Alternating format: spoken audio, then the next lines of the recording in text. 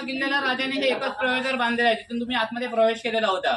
आणि प्रवेशद्वार मग सांगितलं बघा, दरवाजा थोडा आतमध्ये आणि बाहेर बघायला टर्न ठेवलेला आहे बघा. टर्न अशासाठी बनवलाय की बघा हत्तीने आणि दरवाजा तोडू शकतो डायरेक्ट धावला तर, दरवाजाकडे टर्न आला की हत्तीला जोरात धावता येत नाही, म्हणजे हे दरवाजा बाहेर वळण घातलेलं आहे. लाकडाचा ओंडका बघा सुद्धा सरळ रेषेत आला तर दरवाजा ब्रेक करू शकतो. वळण होतं ते उजव्या साईडने होतं बघा असं. कशाला की आपली लोक इथे आल्यानंतर तलवार चालवून ती अशी चालवणार, म्हणजे उजव्या साईडने तलवार चालवली रिकामी जागा मिळावी म्हणून ते वळण उजव्या साईडने ठेवलं. जर डाव्या साईडने ओपन असतं तर आपल्या लोकांना असं युद्ध करावं लागतं. हे वळण असं आहे बघा, येणारा रस्ता छोटा आहे बघा गर्दीसारखा आणि बाहेर पडणारा रस्ता रुंद आहे बघा. कशाला खूप लोक संख्येत यायचे आणि राजाच्या गडावर 400-500 मावळे असायचे.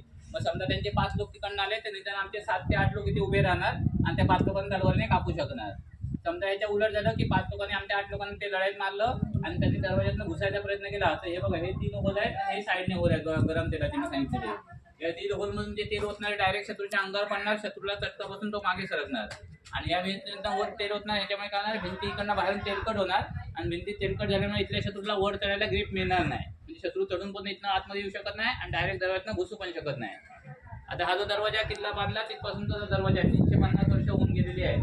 सूर्योदयाला उघडला तो संध्याकाळ सूर्यास्ताला बंद करावा लागतो. राजांच्या काळात प्रथा होती बघा, गडाचे दरवाजा सूर्यास्ताला बंद झाले की सकाळी सूर्योदय बंद उघडत नाही. रात्री काही इमर्जन्सी आली तर हा बघा, एक छोटा दिंडी दरवाजा केलेला आहे. तो दिंडी दरवाजा रात्री उघडून आतला माणूस बाहेर, बाहेरचा माणूस आतमध्ये चौकशी करून घेतला जायचं. त्या काळामध्ये आतमधली जागा दरवाजे पहारे गिरायचे, त्यांना जागा बांधली. त्याला मराठीमध्ये देवडे असं म्हटलं जातं, राहण्याचं निवासस्थान पहारेकरांचं. आणि नंतर इकडे हनुमानची मूर्ती बसवली. हनुमानाला शक्तीचं रूप मानतात.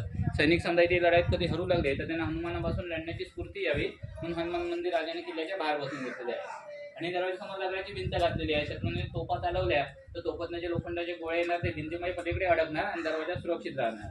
म्हणून ती दरवाजासमोर भिंत करून हे वळण केलेलं आहे. आणि असंही पूर्ण किल्ल्याला राजाने एकच प्रवेशद्वार बांधलं, ज्याला गोमुखी प्रवेशद्वार म्हणतात. म्हणजे गाईचं मुख बघा पुढे छोटं असतं आणि मागे रुंद, तसा दरवाजा पुढे छोटा आणि मागे रुंद झालेला आहे. त्याच्यामुळे या शत्रूला दरवाजा दिसत पण नाही आणि शत्रूचा डायरेक्ट हमला दरवाजा होऊ पण शकत नाही. असं हे गोमुखी प्रवेशद्वार बांधलेलं आपण या ठिकाणी बघितलं. चला.